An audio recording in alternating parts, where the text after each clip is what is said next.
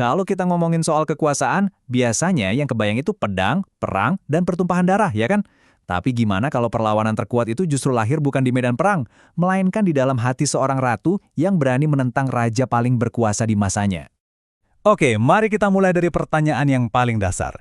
Apa sih ukuran kekuatan yang sebenarnya? Apakah itu tahta yang megah, tentara yang tak terkalahkan, atau mungkin harta yang melimpah ruah? Atau jangan-jangan ada sesuatu yang jauh lebih dalam dari itu semua? Nah, buat ratu dalam cerita kita kali ini, kekuatan sejati itu adalah sebuah keyakinan. Sebuah keyakinan yang jadi rahasia terbesarnya, yang ia jaga rapat-rapat di jantung istana paling berkuasa di dunia, dan siap ia pertaruhkan dengan nyawanya sendiri. Perjalanan kita dimulai dari sini nih, dengan sebuah lamaran.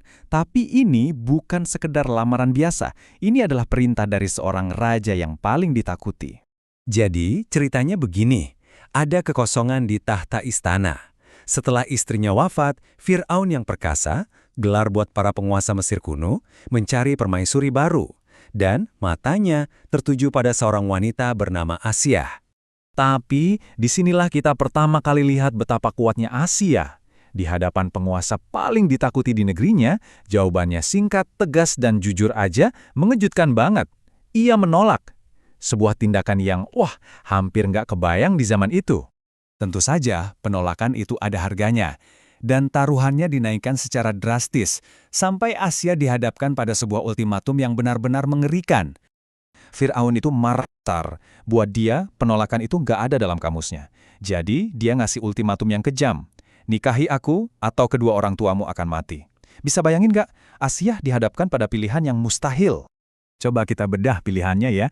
Di satu sisi, ada tuntutan Fir'aun, pernikahan paksa dan tunduk total pada kekuasaannya.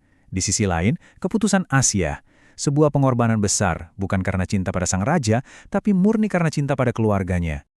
Jadi, akhirnya Asia pun masuk ke dalam istana.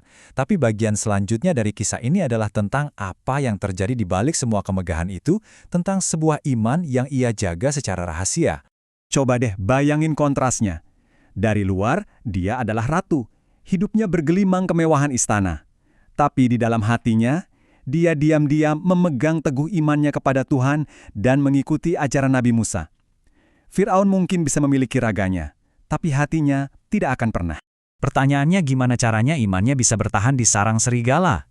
Nah, disinilah ceritanya jadi ada sentuhan supranatural. Di tengah tekanan yang begitu berat, datanglah sebuah intervensi ilahi yang mengubah segalanya.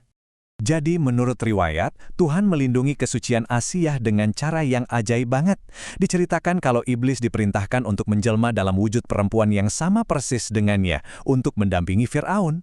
Hasilnya, sang Fir'aun tertipu. Dia tidak pernah sekalipun menyentuh Asia yang asli. Tapi ya namanya juga rahasia, sepandai-pandainya ditutupin pada akhirnya akan terungkap juga. Dan sekarang, kita sampai di bagian puncak sekaligus akhir dari kisah Asia, ujian terberat dari keyakinannya. Dan akhirnya, momen yang paling ditakutkan itu datang juga. Rahasia yang ia jaga dengan seluruh jiwanya, imannya, terbongkar di hadapan Fir'aun. Semuanya terjadi begitu cepat. Pertama, imannya ketahuan.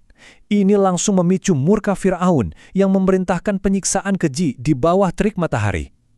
Namun, di puncak penderitaannya, sebuah keajaiban terjadi. Tuhan memperlihatkan istananya di sorga, dan di saat itulah ia wafat sebagai martir dengan senyuman di wajahnya. Karena kematiannya ini, ia mendapat gelar syahidah. Ini adalah sebutan untuk seorang martir perempuan, seseorang yang meninggal karena mempertahankan keyakinannya di jalan Tuhan, dan menjadi simbol abadi dari iman yang teguh. Ini nih bagian yang paling bikin merinding dari ceritanya. Di tengah siksaan yang tak terbayangkan sakitnya, Asia justru tersenyum. Kenapa coba? Karena ia telah melihat ganjarannya, hadiahnya, sebuah kepastian yang membuatnya mampu melampaui rasa sakit duniawi. Pengorbanannya ini mengukir namanya dalam keabadian. Asia menjadi teladan sepanjang masa, semacam mercusuar kekuatan, iman, dan perlawanan spiritual bagi semua wanita di setiap zaman. Kisah Asia ini akhirnya membawa kita kembali ke pertanyaan di awal tadi.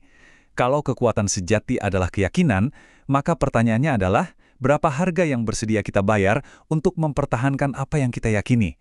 Nah, ini pertanyaan yang bagus untuk kita renungkan bersama.